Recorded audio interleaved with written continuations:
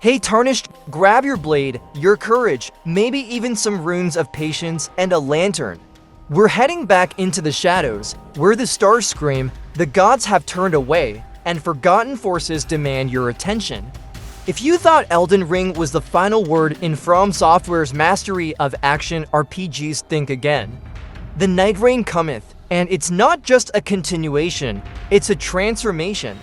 Elden Ring, Nightreign is not just an expansion, it's an atmospheric descent into a world undone by cosmic failure. The beta back in February left players shaken, impressed, and deeply intrigued. And now, with the full standalone expansion launching at the end of May, the excitement across the community has reached fever pitch. Influencers and lore-focused YouTubers are already dissecting every frame of the beta footage, while Reddit threads are flooded with theories, leaks, and fan art, some even speculating on a second wave of post-launch content. From longtime Souls veterans to curious newcomers, anticipation is universal. But what is Nightreign really trying to tell us? And how does it change what we thought we knew about the lands between? Let's unpack it. A standalone journey, bound by echoes, though not a direct sequel, Nightreign exists in parallel with the core game's universe. In Elden Ring, we sought to mend the ring and determine the fate of the Erdtree. But here in Limveld, that narrative unravels. You play as a Nightfarer, a haunted warrior thrust into a realm where time doesn't flow, it bleeds. Burdened by the loss of identity and fragmented memories, the Nightfarer isn't just fighting to survive, they're on a desperate journey to piece together who they once were, and why the stars themselves seem to mourn their arrival. Once a nameless soul caught between life and death, the Nightfarer is drawn to Limveld by whispers of forgotten truths and glimpses of a celestial catastrophe. You're not guided by grace, you're driven by mystery, grief, and the need to reclaim something you can no longer remember. Nightreign echoes themes of identity, decay, celestial abandonment, and the cost of power. If the lands between were a golden dream on the edge of ruin, then Limveld is the nightmare that comes after you've closed your eyes. Many have drawn comparisons to Bloodborne, and rightly so. Both games share a fascination with cosmic horror and twisted realities, and Nightreign echoes Bloodborne's use of shifting environments and subtle visual storytelling to evoke dread. But where Bloodborne explored knowledge and madness, Nightreign is a meditation on forgetting and survival. It's not just about what you find, it's about what you lose every time you do. And in this world, even what you lose may come back changed. Limveld is less a region and more a metaphysical wound. It's a place twisted by the Nightreign event, a celestial disaster that left time warped, memory frayed, and the stars themselves infected. Each area feels like it was once part of a whole, but now drifts in fragmented sorrow. For instance, the weeping spires or shattered cliffside cathedral that weeps glowing sap seems to echo forgotten prayers, while the hollow mirror basin reflects the sky from a different time, hinting at Limveld's fractured timeline. There's also the Pale Orchard, where trees bloom with silver leaves that fall upward, and the Lantern Graves fields of buried lights that only glow when you're facing away. Cathedral ruins float midair, their spires suspended by unnatural gravitational seams that seem to hum faintly, with arcane pressure echoing the instability of Limveld itself. Forests echo with laughter not your own. The moon rises twice in a single night, and always in a different shape. Fan theory suggests Limveld might be the first realm fully claimed by an outer god, or even the remains of one. Others argue it's a dream space born from a failed ascension attempt. Item descriptions referencing the veil beyond the sky only deepen the mystery. You're not here to conquer. You're here to endure and to remember. Cycles of struggle gameplay reforged. Nightreign's most daring feature is its cycle system. Players survive in tightly woven 3-day loops, resetting each time with their knowledge, but not their power. That means learning enemy patterns, map secrets, boss mechanics, and choosing the right paths. During daylight hours, exploration and progression feel manageable.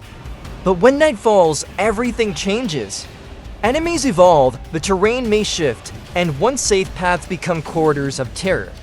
This mechanic is not just for gameplay, it's narrative too. NPCs are aware of the loop. Some remember you, some almost do. There are even rumors of a questline that only progresses when you fail a loop. One beta tester reportedly discovered a hidden chamber that only appeared after dying 3 nights in a row, where a spectral NPC offered cryptic dialogue about honoring forgotten failures. From Software is weaving roguelike philosophy into Souls-like Ritsand that works beautifully. In past Soulsborne titles, failure was often a setback, a loss of progress or resources with the hope of recovery. In Nightreign, failure becomes an essential part of the design. Instead of punishment, it becomes revelation, with secrets only revealed through repeated death and rebirth. The player is no longer just learning how to overcome the world, they're learning how to understand it. Unlike previous titles like Dark Souls or Sekiro, where progression is linear or hub-based, Nightreign introduces a cyclical structure that resets the world while preserving player insight.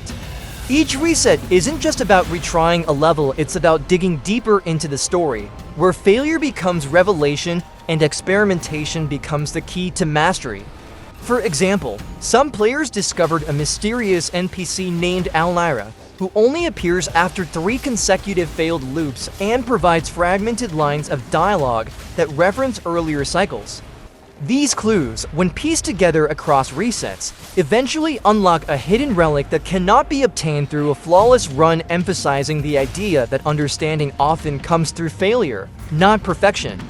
There are even rumors of loop-based time puzzles, shifting world states, and a hidden boss that only manifests during a perfect sunrise in the 3rd cycle. The 8 available Nightfarer classes don't just offer different stats, they offer different fates.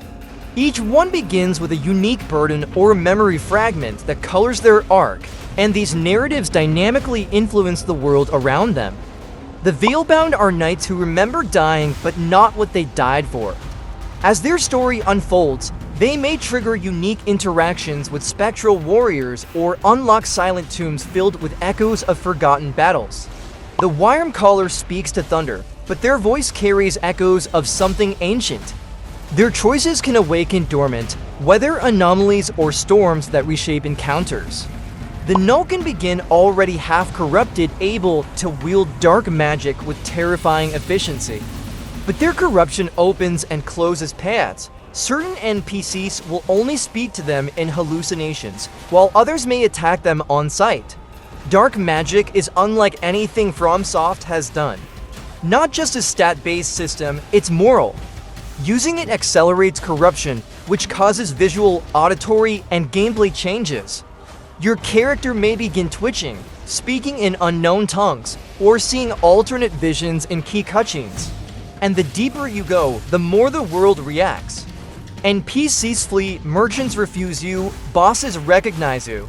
Some questlines begin to shift, with dialogue altered or cut off depending on how corrupted you become. Some suspect Nightreign has multiple endings based entirely on your corruption level. Others believe too much corruption transforms you into a boss yourself or even locks you out of entire zones, where only a purer soul might tread. It's a bold system, blurring the line between player agency and irreversible consequence. Others claim that fully embracing corruption leads to an entirely separate ending, one where the player becomes a herald of a new outer age. Multiplayer has been fully integrated into the core design. You can now run full cycles and co-op, and even split up to tackle side objectives separately before regrouping.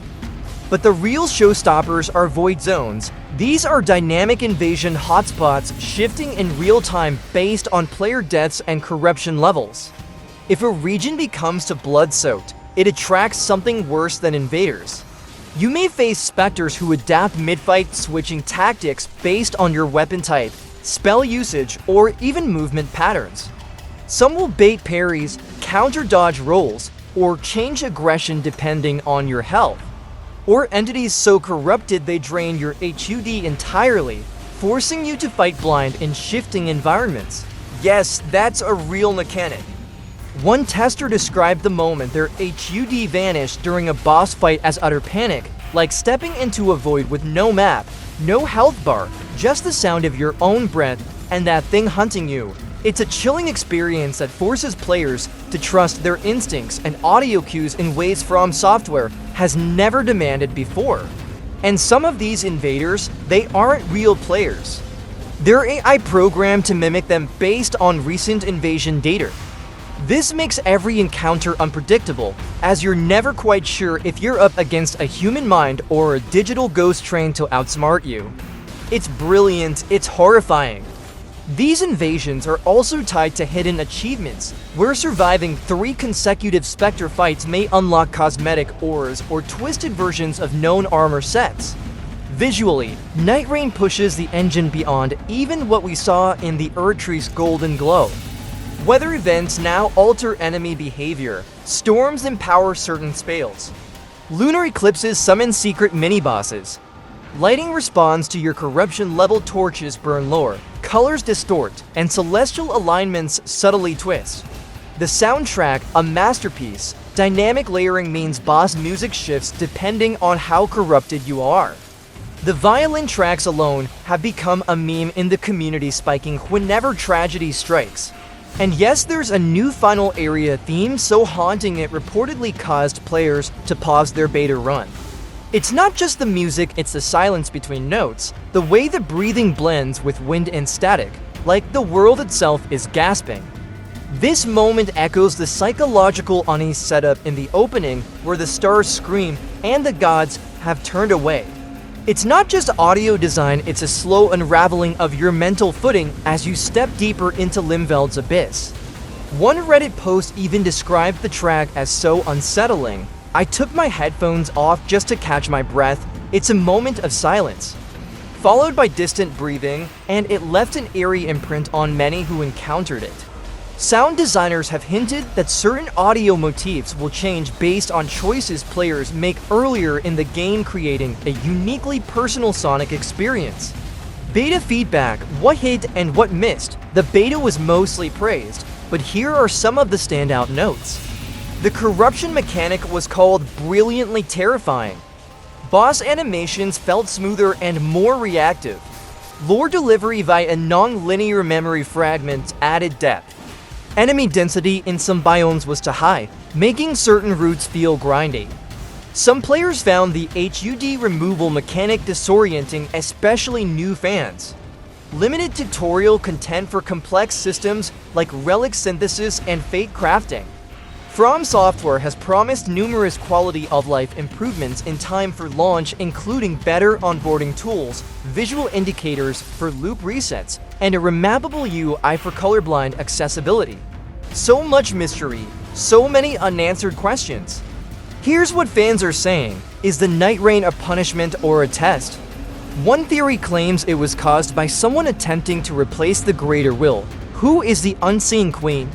Some say she's the original mind behind the Erdtree, now exiled and eyeless. What's under the Sea of Ash? A recurring symbol on corrupted relics points toward a sealed realm, potentially DLC content.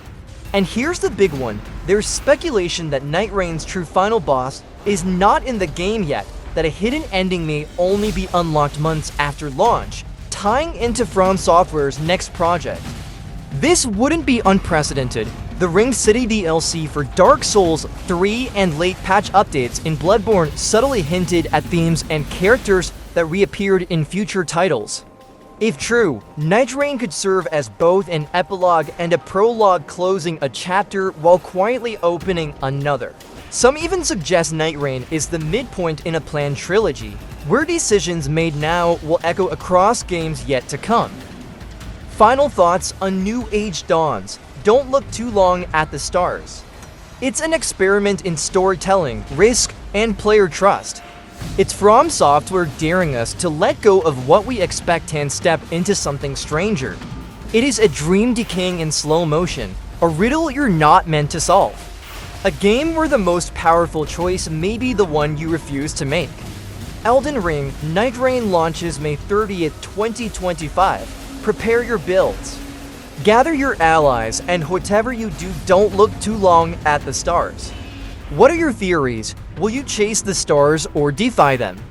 Drop a comment below and tell us how you plan to navigate this cursed world.